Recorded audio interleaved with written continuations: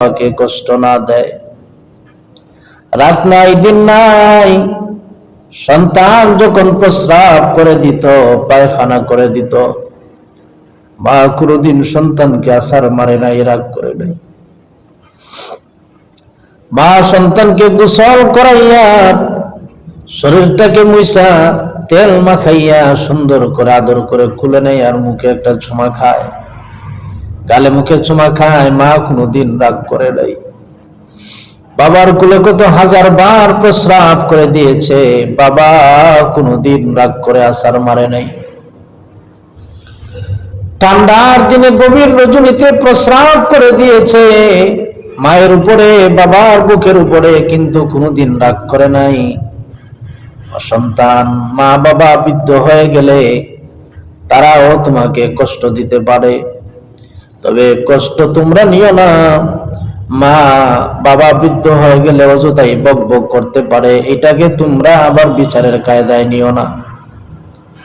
বাবা মা তোমাকে বৃদ্ধ বয়সে কষ্ট দিতে পারে, এজন্য আল্লাহ রাব্বুল আলামিন বলেছেন, যদি তাদেরকে বৃদ্ধ অবস্থায় পাও তাহলে তাদেরকে উফ শব্দ পর্যন্ত বলবে না। ওয়ালা তানহারহুমা ওয়া কুল লাহুমা কাওলান কারীমা। قضى ربك ألا تعبدوا إلا إياه وبالوالدين إحسانا। আল্লাহ রাব্বুল আলামিন বলেন, তোমাদের রবের পক্ষ থেকে ফরজ করে দেওয়া হয়েছে, وقضى ربك ألا تعبدوا إلا إياه, একমাত্র আল্লাহ রাব্বুল আলামিন ছাড়া কারো ইবাদত করা যাবে না। ওয়াবিল ওয়ালিদাইনি ইহসানা, আর পিতা মাতার সাথে সদ্ব্যবহার করবে, ভালো ব্যবহার করবে। আল্লাহ রাব্বুল আলামিন কেন বলেছেন পিতা মাতার সাথে সদ্ব্যবহার করার জন্য? আল্লাহ রাব্বুল আলামিন এজন্যই বলেছেন, আজকে তুমি সন্তান হিসেবে বুঝতে পারো না তোমার মা বাবা তোমার জন্য কত কষ্ট করেছে। তুমিও যদি একদিন বাবা হও, তুমিও যদি একদিন মা হও, ওই দিন তুমি বুঝতে পারবে সন্তানকে লালন পালন করা কত কষ্টকর। সন্তান যদি অসুস্থ হয়ে যায়, মা ঘুমাইতে পারে না, বাবা ঘুমাইতে পারে না, সন্তানকে হাসপাতালে রেখে মা বাবা বাড়িতে শুইতে পারে না। পৃথিবীর সবাই যদি ঘুমায় পড়ে, মা বাবার চোখে ঘুম আসে না। মা যায় নামাজে বসে কাঁদে, বাবা যায় নামাজে বসে কাঁদে। আল্লাহ রাব্বুল আলামিনের কাছে ডাক দিয়া বলে, রব্বুল আলামিন আমাকে নিয়ে নাও, আমার সন্তানের হায়াত বাড়ায় দাও, আমাকে অসুস্থ বানায় দাও, আমার সন্তানের হায়াতে বরকত বাড়ায় দাও, তাকে সুস্থ করে দাও গো আল্লাহ। মা বাবা সন্তানের জন্য জায়নামাজে বসে বসে কান্না করে, সারা রাত সন্তানের সেবা যত্ন করে। তুমি আজকে বুঝবা না, মা 10 মাস পর্যন্ত সন্তানকে পেটে ধারণ করেছে। সন্তান পেটের ভেতরে কত হাজার বার মাকে লাথি মেরেছে। মা কোনদিন ডাক্তারকে গিয়ে বলে না, ওই সন্তান বড় নাফরমান, আমার পেটের ভেতরে থেকে আমাকে লাথি দেয়, ওষুধ দেন, খাইয়া তারে মাইরা ফেলাই। মা এটা করে না, বাবাও এটা করে না। 10 মাস পর্যন্ত গর্ভধারণ করে ভূমিষ্ঠ হওয়ার সময় মায়ের প্রসব বেদনা এত কষ্টকর হয়, সারা পৃথিবীর কষ্ট একাকার করে হলেও মায়ের প্রসব বেদনার কষ্টের সমান হবে না। মা ব্যথা যখন উঠে, পৃথিবীর সমস্ত মানুষকে ডাক দেয়া বলে, আমি আর বাঁচব না গো, আমাকে পৃথিবী থেকে বিদায় নিতে হবে। যদি আমার সন্তানকে ভূমিষ্ঠ করতে গিয়ে মারা যায়, আমাকে তোমরা মাফ করে দিও, আমার সন্তানটারে তোমরা দেখে রাখো। মা সন্তানের জন্য দোয়া করে হাজার কষ্ট বেদনা সহ্য করার পরে সন্তান যখন পৃথিবীতে আসে, সন্তানের কান্না যখন মা শুনে, মা সন্তানকে বুকে নেওয়ার সাথে সাথে জীবনের সমস্ত কষ্ট মা মুহূর্তের ভেতরে ভুলে যায়। বাবা যখন সন্তানকে কুলে নেয়, বাবার হাজার পেরেশানি ভুলে যায়, হাজার কোটি টাকা ঋণ থাকলেও ভুলে যায়। এই বাবা সন্তানকে কুলে নিয়ে আজান দেয়, আল্লাহর দরবারে শুকরিয়া আদায় করে ওই সন্তানটা বড় হবে, বাবার আঙ্গুলে ধরে হাঁটবে, সেও তার সন্তানের পরিচয় দিবে, আমার সন্তান। বাবা কত স্বপ্ন দেখে সন্তানকে নিয়ে সারাদিন কত কষ্ট করে যা উপার্জন করে সব কিছু সন্তানের জন্য রেখে দেয়। নিজের নেওয়া নাই, খাওয়া নাই, ভালো কিছু পড়েও না, সন্তানকে দেওয়ার জন্য, সন্তানকে মানুষের মতো মানুষ বানাইবার জন্য বাবা এত কষ্ট করে যায়। এজন্য আল্লাহ রাব্বুল আলামিন কুরআন কারীমে আল্লাহ রাব্বুল আলামিনের ইবাদতের সাথে সাথে আল্লাহ বলেন, ওয়াবিল ওয়ালিদাইনি ইহসানা, মা বাবার সাথে তোমরা ভালো ব্যবহার করো।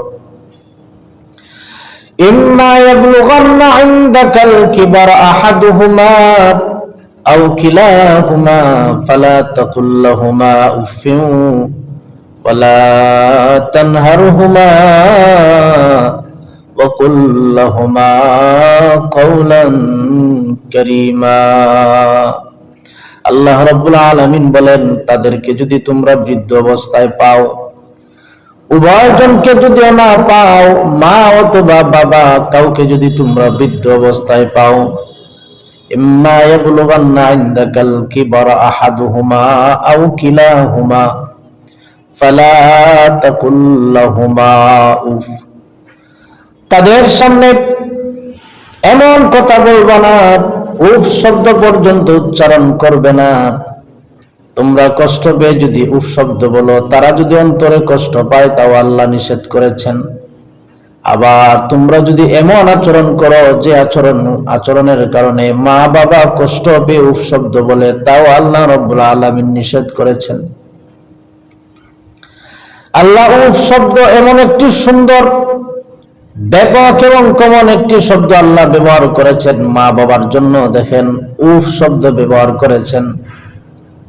এটা বাংলাদেশের মানুষ যেমন বুঝে, মানুষ দুঃখ কষ্ট পেয়ে উফ শব্দ বলে, ইন্ডিয়ার মানুষও বুঝে, পাকিস্তানের মানুষও বুঝে, চীন, রাশিয়া, জাপানের মানুষও বুঝে, সৌদির মানুষও, দুবাইয়ের মানুষও বুঝে, সারা বিশ্বের মানুষ উফ শব্দের অর্থ বুঝে, মানে মানুষ এটা কষ্ট পেয়ে বলে। এমন একটা কমন শব্দ আল্লাহ ব্যবহার করেছেন যাতে সন্তান কোনোদিন মা বাবাকে কষ্ট না দেয়। রাত নাই, দিন নাই, সন্তান যখন প্রস্রাব করে দিত, পায়খানা করে দিত, মা কোনোদিন সন্তানকে আছার মারে নাই, রাগ করে নাই। মা সন্তানকে গোসল করাইয়া, শরীরটাকে মুইসা, তেল মাখাইয়া সুন্দর করে আদর করে খুলে নেয়, আর মুখে একটা চুমা খায়, গালে মুখে চুমা খায়। মা কোনোদিন রাগ করে নাই। বাবার কোলে কত হাজার বার প্রস্রাব করে দিয়েছে, বাবা কোনোদিন রাগ করে আছার মারে নাই। ঠান্ডার দিনে গভীর রজনীতে প্রস্রাব করে দিয়েছে মায়ের উপরে, বাবার বুকের উপরে, কিন্তু কোনোদিন রাগ করে নাই। সন্তান, মা বাবা বৃদ্ধ হয়ে গেলে তারাও তোমাকে কষ্ট দিতে পারে, তবে কষ্ট তোমরা নিও না। মা বাবা বৃদ্ধ হয়ে গেলে অযথাই বক বক করতে পারে, এটাকে তোমরা আবার বিচারের কায়দায় নিও না।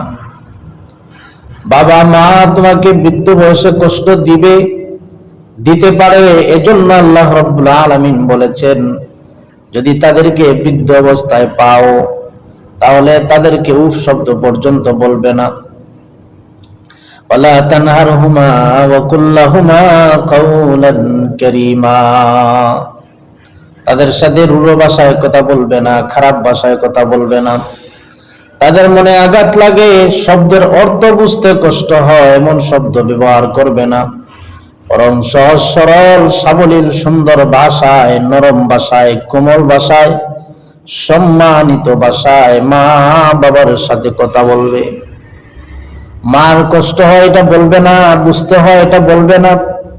শিক্ষিত হয়ে গেছো, উকিল, ব্যারিস্টার, ডাক্তার, ইঞ্জিনিয়ার হয়ে গেছো, এখন মা বাবা তোমার মতো ইংরেজি বুঝে না, তুমি মা বাবার সামনে ইংরেজি ফুটাইও না, আদবের সাথে বলবা। মুহাদ্দিসিনে কেরাম বলেন, মা বাবার সামনে বাহাদুরের মতো বসবে না, মা যেখানে বাবা যেখানে বসে ওইখানে বসবে না, বাবার সামনে সামনে হাঁটবে না, গোলামের মতো বাবার পিছে পিছে হাঁটবে। বাবা তোমাকে ছেলে হিসেবে মায়া করে, মহব্বত করে, এটা বাবার কাজ। আর তুমি নিজে সন্তান হইয়াও বাবার সাথে গোলামের মতো চলবে, মাথা নিচু করে চলবে, এটা হলো সন্তানের কাজ।